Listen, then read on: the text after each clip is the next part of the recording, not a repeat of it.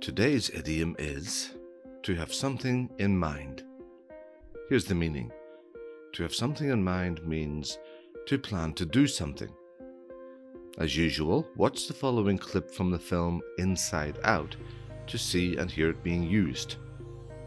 And that's it. We love our girl. Oh, she's got great friends and a great house. Things couldn't be better. After all, Riley's 11 now. What could happen? What? Ah! Okay, not what I had in mind. And here are a few more examples of it. Number 1. Now it's time to make dinner, but I'm not sure what to make. Do you have anything in mind? Number 2. It's her birthday coming very soon.